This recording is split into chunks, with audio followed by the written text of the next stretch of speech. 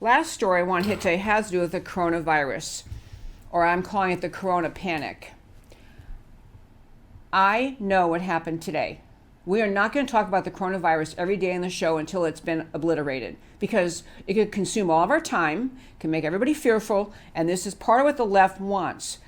Of course, we have to be cautious. Of course, people have to do smart things, wash their hands. But I want to just mention some things that have happened in the discussion of coronavirus, and just ask people to think of not the idea that we should be cavalier, not the idea we should just, be dismissive of it, but really look at the way two things. One is the way the left, as they do on every issue, the opportunity, that famous expression was, never let a good crisis go to waste.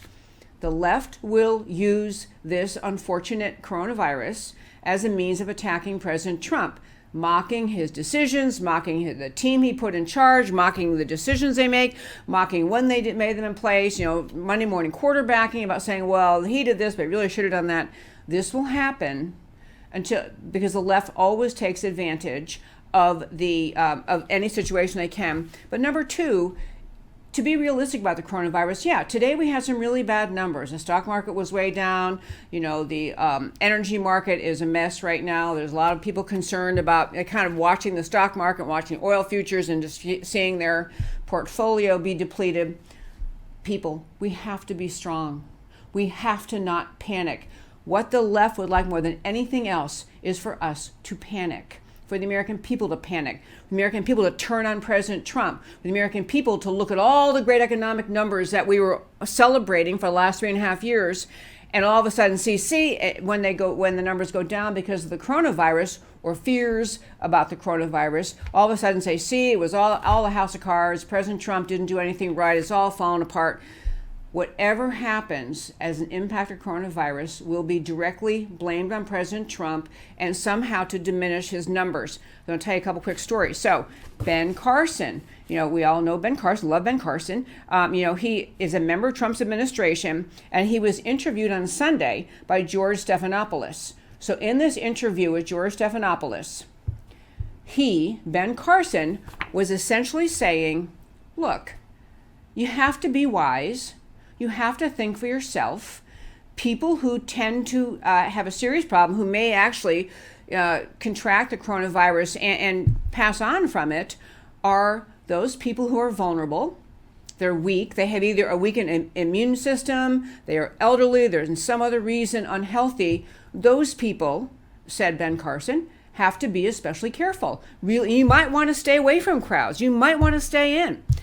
But people who are healthy, most people, he's saying, you may even pick up the coronavirus and it'll feel like a mild flu, and you can still function in your life. You don't have to do your stay home until you are absolutely sure that you're healthy. He was urging people, think for yourselves and don't be afraid, because really what seems to be happening in the stories we read, and honestly, folks, we have these conversations at our house and with our friends and all in a variety of contexts, there is a fear creeping in to America's culture. A fear that's saying, oh my gosh, all that was so good about our country seems to be falling apart.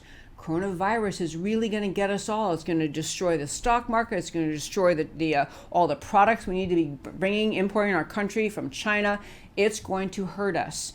And this fear that we're helpless, we can't do anything about it. And that fear is a very dangerous thing. It causes people to withdraw, causes people to fail to engage in the economy, to go to work, to go to events they should be at. And that fear causes us to close down. And part of what Ben Carson was addressing was, look, you think for yourself. And that was the thing that, by the way, George Stephanopoulos jumped on. What do you mean think for yourself? What does that mean? What kind of advice is that? To which Ben Carson said, hey, you know what? If you're healthy and you feel fine and you don't have some kind of weakness or ongoing illness that makes you feel unhealthy and weak, you can go ahead and function. You can go out and be in crowds. You can go out in the world. Wash your hands, take care, keep surfaces clean, watch what you're eating, but you don't have to be afraid. But I feel like this coronavirus, number one, it's an intentional, by the left, or as I love to call them, the Democrat media mob, it is an intentional effort by the left to implant fear in the American culture, in the American people. and to cause us to withdraw and then start to cast blame on people, to point fingers at people, to blame. I mean, I'm fine if you want to blame China. I'm good with that because China was the source of it. We still have to figure out whether China is even beginning to tell the real true story, what happened over there. Fine blaming China. But in our country, we have to remember who we are as Americans. We have an extremely robust healthcare system in this country. We have robust healthcare policies. We have people in place in our country in positions of authority and medical institutions around this country that are healthy and strong and robust. We can withstand this. We cannot give in to the panic the left is trying to plant in our hearts. And I called this segment, I mentioned Soros, and I did it on purpose. You know, back when we had 2008, we had this horrible economy. We had the big, crash, or I guess I didn't call it a crash, but the big downturn in the economy. And part of what we all learned afterwards, much later, was that there was intentional manipulation of our stock market by George Soros and people of his ilk to try to weaken the American economy. What leftists want, from Soros to every other leftist element in this world, to leftist thought in this country, is a weakened American economy, a weakened people, a fearful people.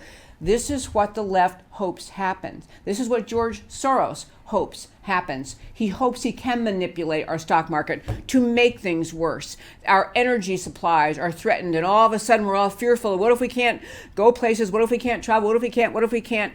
George Soros feeds off of. He loves American fear. He wants to break the spirit of the American free market economy, of the American people, of the strength of our country. This is the intent of people like George Soros. It is the intent of many leftists in this country.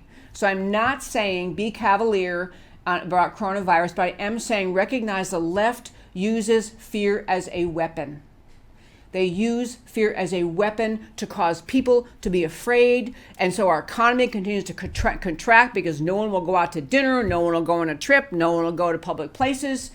This is just a brilliant opportunity if you're a radical leftist to say, great, we have the American people in a position of fear, in a position of doubt, and we're going to be able to harm them. We're going to play with the stock market. We're going to harm them, and they'll see their savings depleted and their retirement they had saved so long, and now it seems to be out the door. So Ben Carson, who has more reason to know about the power of coronavirus and health than George Soros or most leftists, basically was telling George Stephanopoulos, yeah, people can you think for themselves and use wisdom, but there's also a lot of data, and I was going to put charts up, but they're pretty dry to put up. A lot of data showing that we don't have a massive crisis on our hands in America. We have a serious threat.